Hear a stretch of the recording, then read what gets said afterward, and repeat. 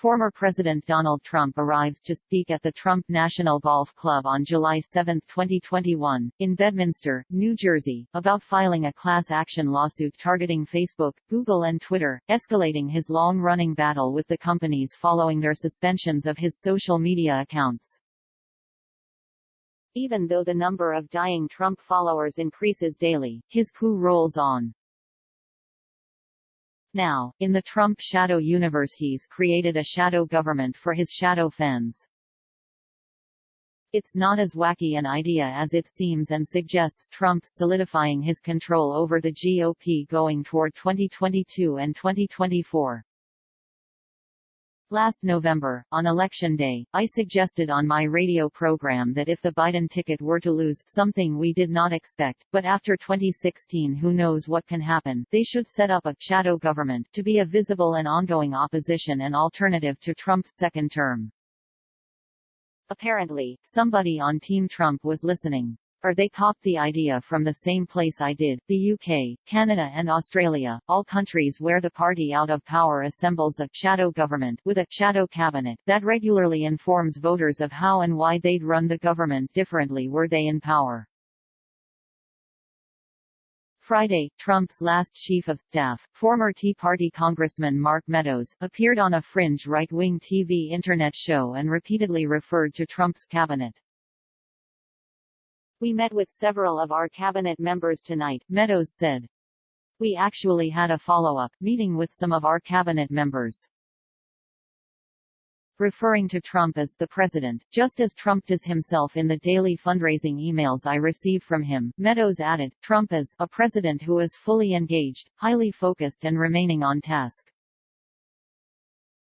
In other words, the coup rolls on. Voltaire's old quote, that those who can make you believe absurdities can make you commit atrocities, is playing out right in front of our eyes. People are dying for Trump, getting into fights with hospital staff as they're about to be intubated, insisting that Trump was right when he said that Democrats' reaction to the growing pandemic was just their latest hoax. Meanwhile, the coup rolls on. Ron DeSantis, who won his election by only 32,463 votes, after his party purged more than 7%, over 1 million, of Florida's voters from the rolls in the preceding 2 years, has now overseen the death of over 39,000 people in his state alone. And now DeSantis, apparently trying to live up to his moniker of Death Santis, has issued an executive order forbidding Florida public schools from requiring schoolchildren to wear masks. Voltaire had nothing on this guy, and he's number 2 behind Trump in the race for the 2024 GOP presidential nomination. Trump is sitting on over $100 million from his grift just in the 6 months since he lost the election, and DeSantis has raised over $44 million.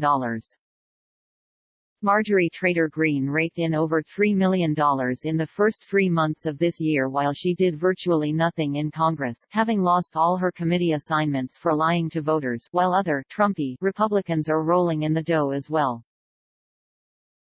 As they drain their followers of cash, the coup rolls on, but no part of the Trump scam is as troubling as is its potential to ultimately end democracy in this country, and, eventually, around the world. A recent CBS News poll found that about half of all registered Republican voters thought rigging elections for their own party was a better idea than promoting ideas that would win elections. Almost half of Republicans admit they're ready to ditch democracy. Read the ominous headline in The Washington Post. The right-wing billionaire oligarchs' best bet for eliminating democracy and keeping their regulations and taxes low is to make sure Trump's coup rolls on. While shadow governments in the other 3 big English-speaking countries are all designed to simply inform voters about the differences between the parties and how the out-of-power party would govern given current circumstances, Trump's shadow cabinet is part of his ongoing coup attempt. He began his coup attempt the day after he lost the election, when he publicly repudiated the election results and began harassing the Department of Justice and multiple secretaries of state and election officials to declare that Biden only won because of fraud.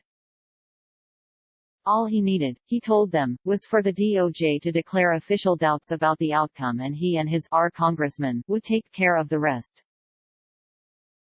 Just say the election was corrupt and leave the rest to me and the congressman, Trump told then acting Attorney General Jeffrey Rosen. Rosen and the DOJ didn't go along, so Trump simply switched strategy from coercion to an outright murder attempt on Vice President Pence and Speaker Pelosi as his coup rolled on. The high point of his coup was on January 6, when he encouraged his followers to attack the Capitol to stop the steal, and refused to mobilize the D.C. National Guard until long after his terrorists had left the building.